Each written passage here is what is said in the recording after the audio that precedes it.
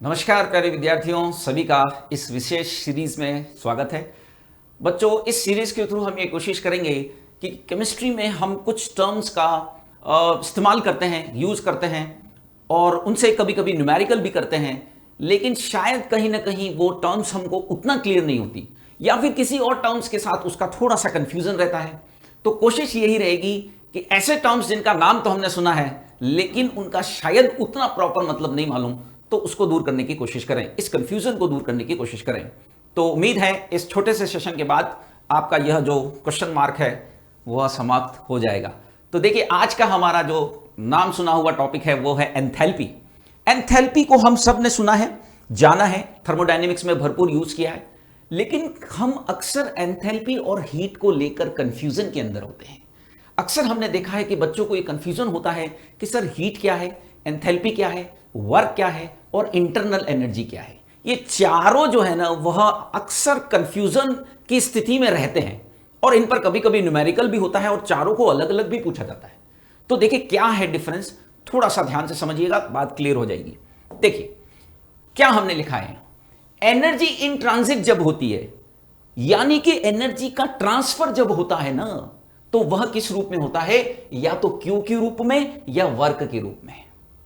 और एनर्जी का जो स्टोर होता है वह U या H के रूप में होता है, इंटरनल एनर्जी या एंथैल्पी के रूप में होता है। तो स्पष्ट रूप से Q और एंथैल्पी में डिफरेंस है। क्या डिफरेंस है? Q के रूप में एनर्जी ट्रांसफर हो रही है और एंथैल्पी के रूप में वह स्टोर हो रही है। दोनों में स्पष्ट रूप से डिफरेंस है। जब मुझे किसी सिस्टम को स्टेज 1 से स्टेज 2 तक लेकर जाना पड़ेगा ना बेटा, तो इस प्रोसेस में मुझे या तो Q के फॉर्म में या W के फॉर्म में एनर्जी का कुछ ना कुछ ट्रांसफर करना पड़ेगा, एक्सचेंज करना पड़ेगा। जबकि इस स्टेज 1 पर जो स्टोरेज है एनर्जी, वो या तो एंथैल्पी के रूप में हो सकती है या इंटरनल एनर्जी के रूप में हो सकती है। यानी Q और W का अस्तित्व सिर्फ कब होगा, जब आप कोई प्रोसेस करोगे। यह किसी सिस्टम के अंदर नहीं है, यह सिस्टम की एक स्टेज से दूसरी स्टेज के दौरान है, ड्यूरिंग द प्रोसेस है। यह भी एनर्जी है जो स्टोर हो रही है और यह भी एनर्जी है जो ट्रांसफर हो रही है। तो बच्चों, एनर्जी का ट्रांसफर जो होता है वो या तो हीट या तो वर्क के फॉर्म में होता है, और एनर्जी संग्रहित होती है, स्टोर होती है, वो आपका H या U के रूप में होती है, यानी एंथैल्पी और इंटरनल एनर्जी के फॉर्म में होती है। यानी मूल रूप से एंथैल्पी तो इसका स्टोरेज है एनर्जी का, जबकि Q क्या है, वो ट्रांसफर का एक फॉर्म है। यानी यदि कोई प्रोसेस नहीं हो रहा तो इनका अस्तित्व नहीं होगा, इनका अस्तित्व नहीं होगा, केवल किसका अस्तित्व होगा, H और U का होगा। H और U स्टोर रहने का तरीका है, Q और W ट्रांसफर होने का तरीका है। फिर यहां पर यह प्रश्न भी दिमाग में आता है कि सर जब एनर्जी दो रूपों में ट्रांसफर होती है, एक हीट के रूप में, एक वर्क के रूप में, तो इनमें अंतर क्या है? पूरा थर्मोडायनेमिक्स, फिजिक्स और केमिस्ट्री में भी हम पढ़ते हैं, दोनों जगह पढ़ने के बाद भी कई बार यह कंफ्यूजन दिमाग में रहता है कि हीट और वर्क में क्या डिफरेंस है। तो देखिएगा, बहुत सिंपल सी बात है, यदि टेम्परेचर के डिफरेंस की वजह से एनर्जी का ट्रांसफर हो रहा है, ताप के अंतर के कारण यदि ऊर्जा का प्रवाह हो रहा है, तो उस ऊर्जा के प्रवाह को हम Q बोलते हैं। हमेशा Q का संबंध ताप से होता है, अपन को पता है। तो Q का मतलब ताप के डिफरेंस की वजह से एनर्जी ट्रांसफर हुआ, और यदि बिना टेम्परेचर डिफरेंस के एनर्जी ट्रांसफर हुआ तो उसे W कहा जाएगा। तो क्या कह रहा हूं बेटा, एनर्जी का ट्रांजिट यानी कि ट्रांसफर या तो हीट के रूप में होता है या वर्क के रूप में होता है। टेम्परेचर के अंतर के कारण हो तो हीट के रूप में होता है, और बिना टेम्परेचर के अंतर के कारण हो तो W के रूप में होता है।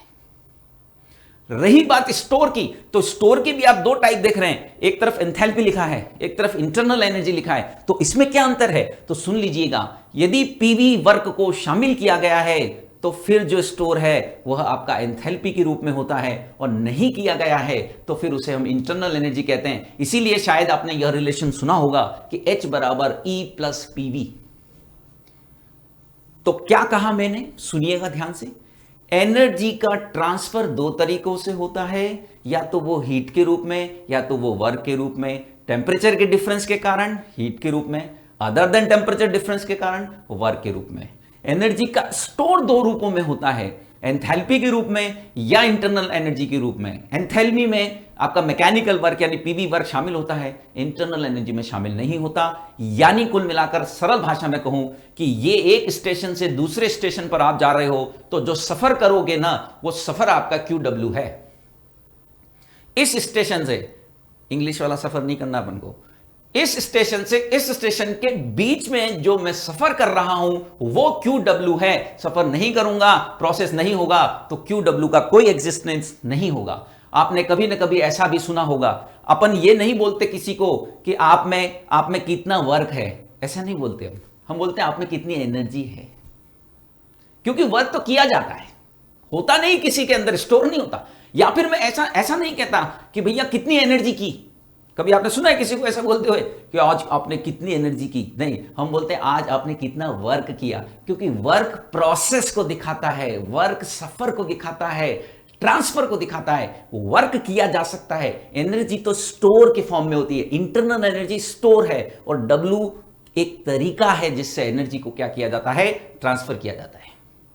तो हमारा जो क्वेश्चन मार्क था बच्चों, वो था एंथैल्पी। जो क्वेश्चन मार्क लग रहा था वो एंथैल्पी पे लग रहा था, कंफ्यूजन उसका हीट के साथ था। तो उम्मीद है आपको क्लियर हो गया होगा। हीट के फॉर्म में एनर्जी ट्रांसफर होती है, एंथैल्पी उसके स्टोर को बोलते हैं, उसके संग्रहण को बोलते हैं। तो उम्मीद है बच्चों इस छोटे से सेशन से आपको यह कंफ्यूजन दूर हो गया होगा। हम आगे भी इस तरह के सेशन लाते रहेंगे जिसमें आपके कुछ नाम तो सुना हुआ इस टाइप के कुछ टॉपिक हों, लेकिन वो उतने क्लियर नहीं हो। Thank you for watching.